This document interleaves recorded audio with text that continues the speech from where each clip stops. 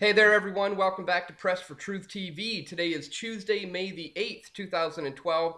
And today we're joined on the line by Eric Bouthillette, who is a activist based out of Montreal, who's been documenting a lot of these student protests and filming a lot of the rallies taking place. Eric's really been on the front lines of many of these rallies, getting firsthand account of exactly what's going on there on the grounds.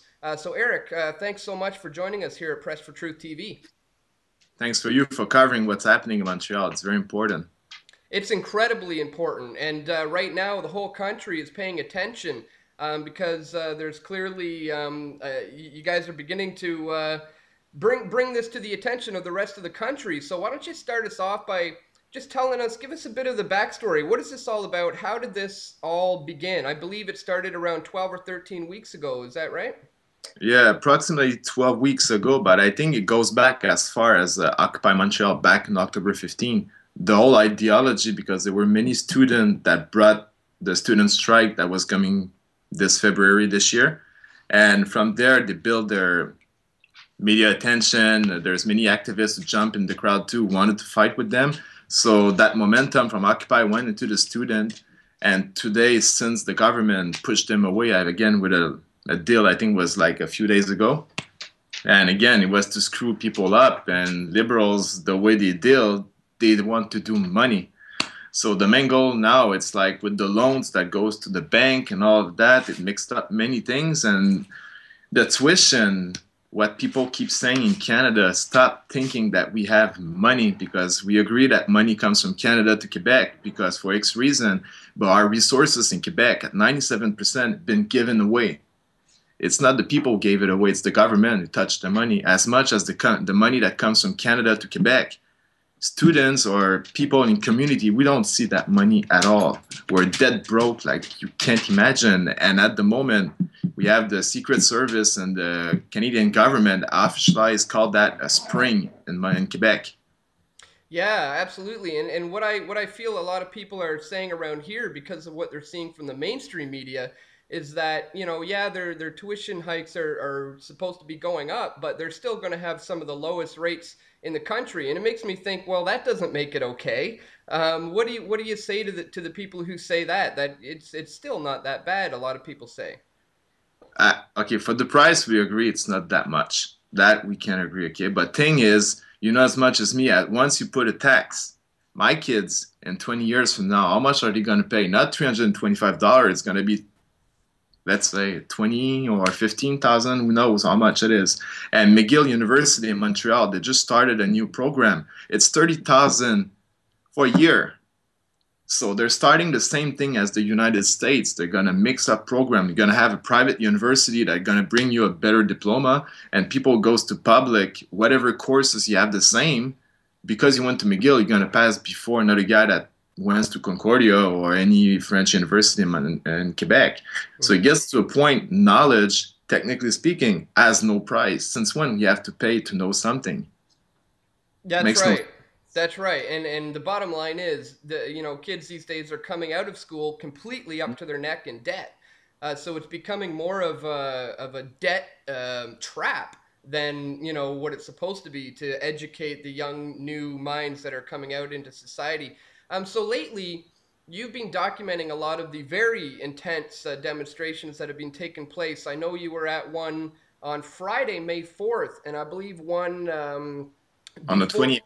on the 20th, right, in April. Yeah. Tell us a little bit about what your experience has been like documenting those events on the front lines.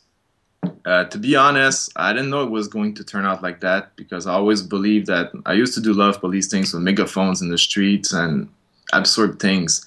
And when I saw the protest getting more serious, I said, let's jump in it and see if we can do a kind of media parallel to what's happening at the moment and just bring images. Because bringing an opinion, people don't listen to that. They just watch images. Sadly, that's how it is. So I said, let's document it and show it to the people what it is, what's happening behind the activist line, because we always see police, military, hospital lines and stuff like that. And I think people need to know what's happening on the street. So I said, let's go on front line. So the first few protests, everything was cool, was very peaceful. But with time, the longer the strike lasts, the more radical it became. And there's very, very peaceful people in the last few days told me I changed. So we go back to April 20th. It was for Plan Nord. Plan Nord is against the mine, the electricity bill with the Hydro-Quebec, and there's so much money, and a corporation are getting involved too, and companies that comes from China that comes in Quebec to implement their own system and bring their own employees.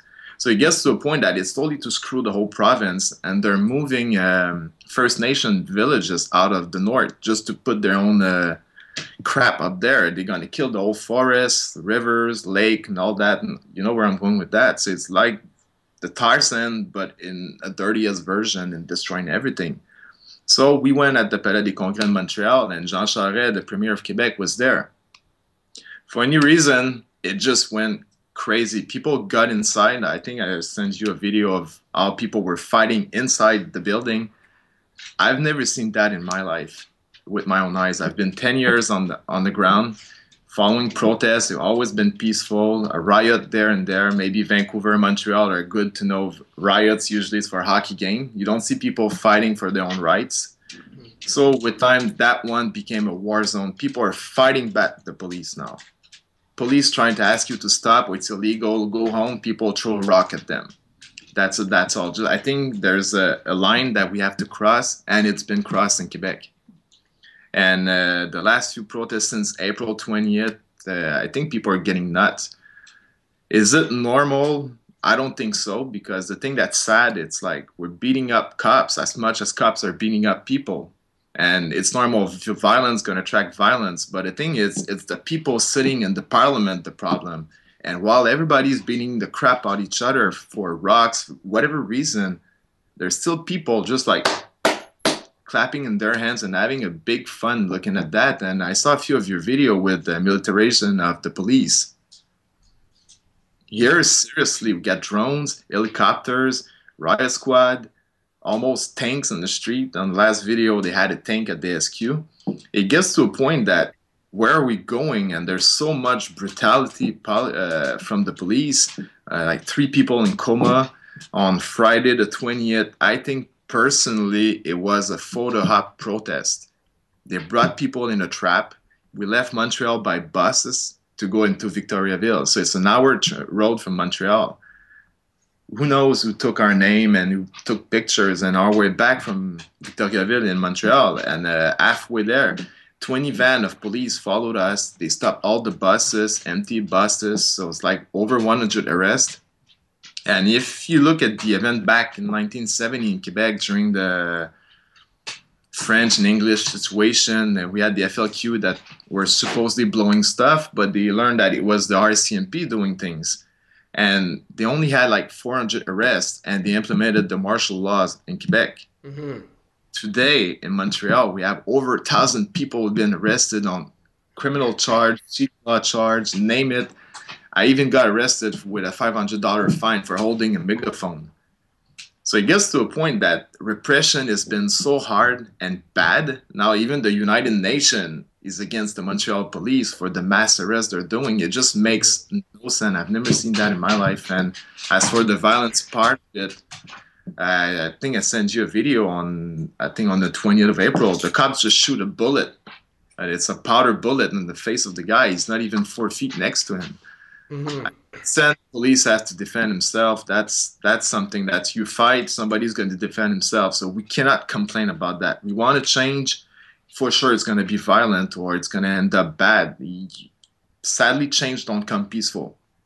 And unfortunately, what ends up resulting a lot of the times when all this violence takes place is the majority of the protesters' message kind of gets lost in the fact that mainstream media now just covers the so-called violence that takes place there. But as you said, I mean, the Canadian government has a history of inciting these violent moments, and even I don't know if you were. I was there in Quebec in 2007 in Montebello for the SPP summit, and I'm sure you must be familiar with what happened there with the 3 Sûreté de Quebec police officers dressed up as the anarchists, to incite the violence. What do you think about that? And what's your opinion on Black Bloc being involved in some of these actions, and the possibility of sometimes Black Bloc being police. What do you think? Okay, we're just gonna stop one thing. Black Bloc is not a movement. Right. I support the Black Bloc more than 100%. I'm not a violent person. I don't like violence. I don't like people beating up each other. The message gets lost in there, but that's a media problem. That's up to us, you, me, and people who do media to bring it up. Even if it takes months, it's still going to go out in the mass. Doesn't matter. As for people who are fighting, and you talk about infiltrators, it's funny because last night I had a weird situation. Now the walks, there's many protests every night in Montreal. At 8:30, there's a protest. That protest it's infiltrated at the moment.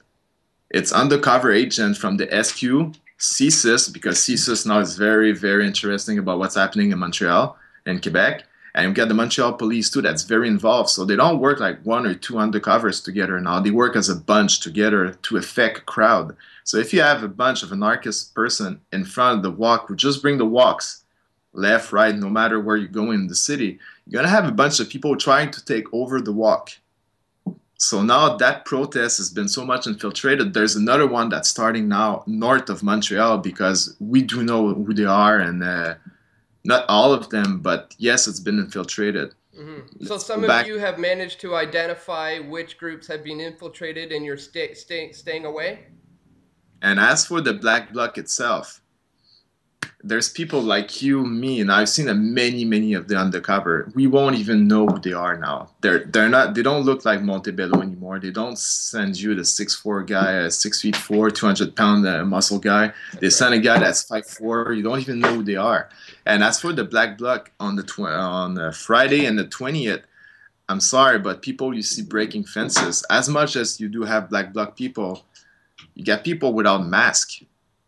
So it's a 50 years old man as much as a girl, or it can be me, you, anybody who's fighting. So the boogeyman Black Bloc is now they're using it for their own advantage to do propaganda as much as we're using it to put between the peaceful people and the police. So somehow me of what I've seen behind the line, as much as people can say, oh, they're throwing stuff in the window, it's again a bank. I don't care, it's a bank. But seriously, when you need first aid, who's coming after you?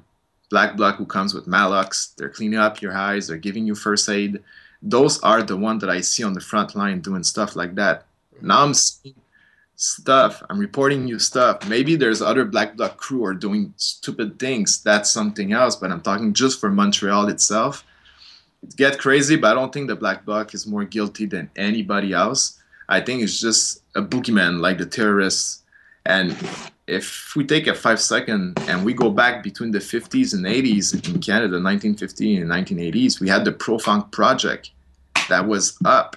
If you knew or knew somebody who knew, probably who knew a person that knew a communist person, you were interned in a concentration camp. That did exist. They didn't remove it. They just changed the name. So, and with what we're seeing in the States now, they have re-education or camp that they're building. I saw the PDF of the military. So where are we going now? It's like they try to demonize every activist, anarchist, or we're all Absolutely. under Titum list, if I can say, and it sucks because it's supposed to be a free country. Well, this is precisely why we need to continue to document these events and stay on the front lines and make sure